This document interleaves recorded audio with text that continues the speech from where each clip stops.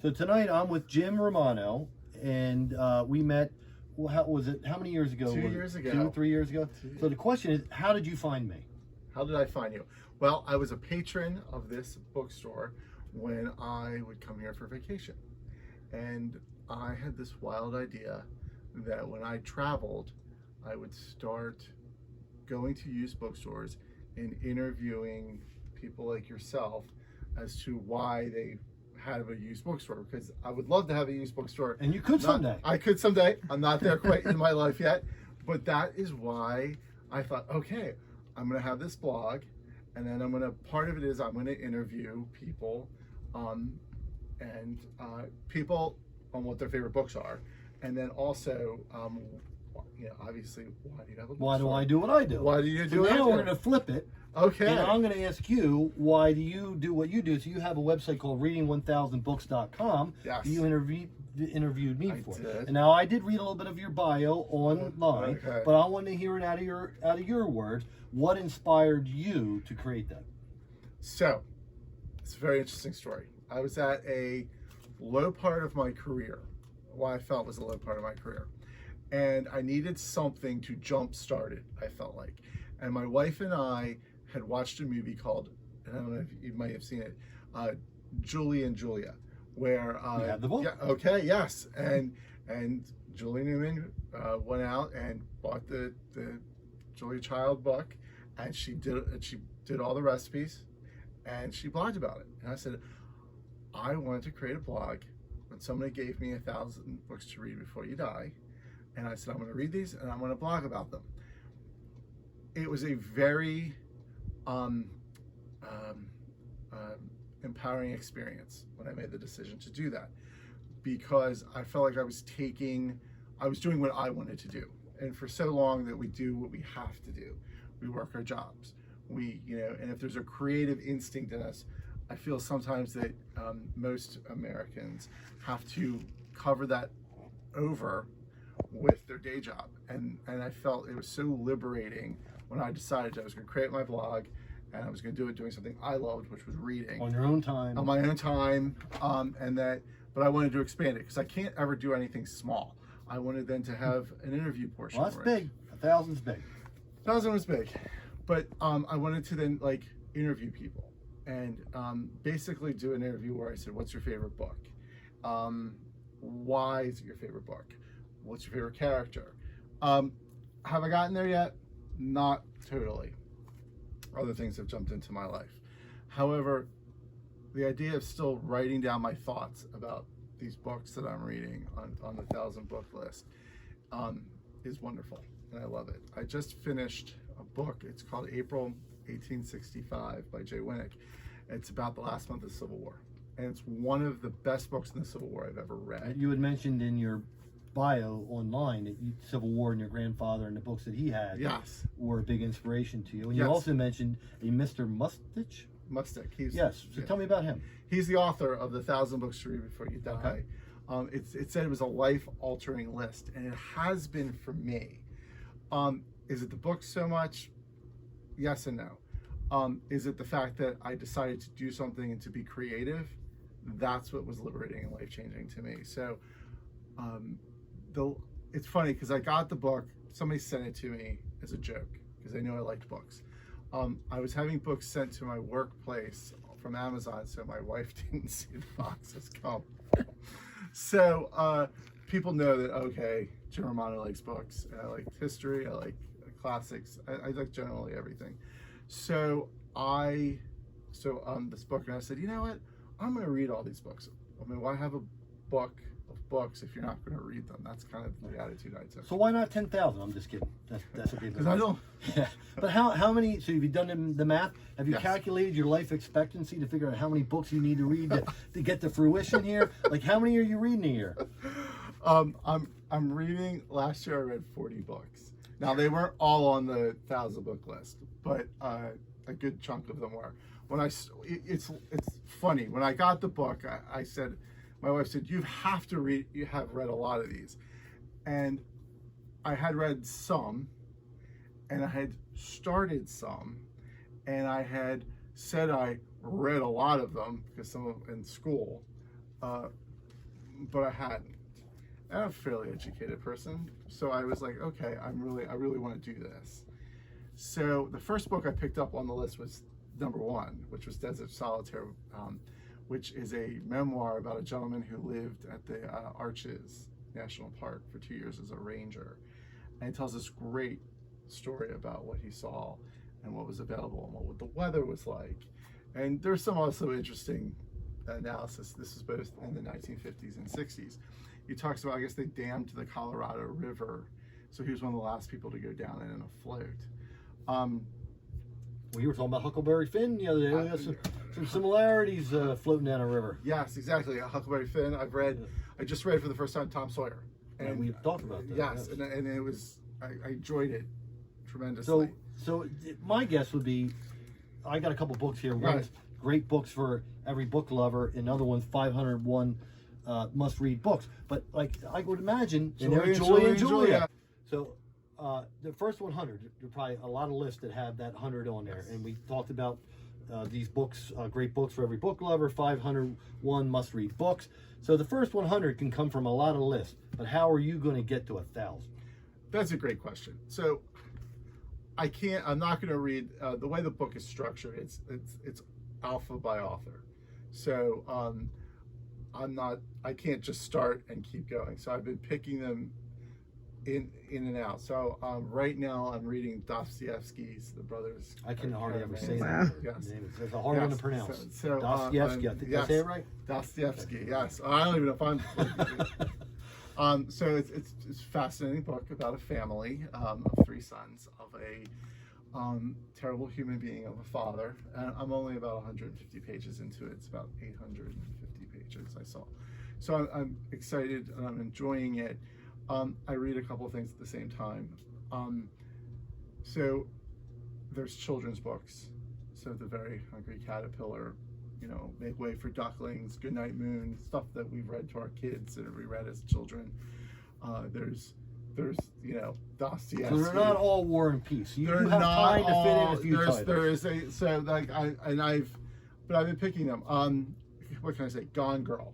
Gone Girl was on the list, but Johnny Flynn. I loved that. I was hoping that book was never going to end. There was it's a more of a science fiction fantasy book called Little Big by a gentleman, I think John Crowley. It was tough. So you're an omnivorous reader. I'm just and this isn't like 1,000 novels. This does have different types of genres on the list, so it's not just one genre. Travel books. Has a book ever changed your life? Has a book ever changed my life? Yes. I didn't want to travel the world when I started this, and now I want to travel the world. I've read 3 interesting travel books on the list. Paul Thoreau, who wrote The Mosquito Coast, which is right over there. I have there. Yes, I saw that. He wrote a book called The Great Railway Bazaar. I've heard of that. Yes, and in the 1970s, he took a train all throughout Asia for about 6 months, and I found it fascinating. He was in Vietnam, South Vietnam, after the peace accord, but before the country fell, and he was telling some fascinating stories. He went on by train through Japan, and then he did the Trans-Siberian Railroad around Christmas time across Russia. It was very interesting. I haven't gotten the second book yet, which is he does the same exact journey 20 or 30 years later. And he's getting some play now. I think they're making a show out of Mosquito Coast. Oh, okay, gotcha. But he's also done a whole bunch of different, he loves trains. He did, I think, Boston to the tip of South America via train. He's done Cairo to the Pretoria, or to, the tip of... I'm envious. It makes me feel like I had another life. I know, exactly. Yeah. And he writes about it. I read To Xanadu, which is William Dalrymple's book of retracing Marco Polo's journey, which I found fascinating. I want to see India. I want to see, Pakistan, Afghanistan. I'll probably never see them. I'm having to settle for my daughter having me watch Rick Steves travel shows right now. Okay, there you go. So what awesome. number are we at out of 1,000? You're going to laugh at me. I'm only at 67. You got a long way to go. I got a long way to go, but I'm getting there and I'm enjoying it. I'm enjoying the journey. Well, we definitely have enjoyed the conversation and having you as a book lover friend, and I'm sure Okay. this relationship will grow, and you can come back and tell us more about how far you've gotten. Absolutely. And if you ever want to do a commentary on a book, I could. So tell the Good. audience the Sure. name of the site again. Sure. It's www.reading1000books.com. I'm Jim Romano. Thank you very much for this And I'm opportunity. Pete, and thank you for watching.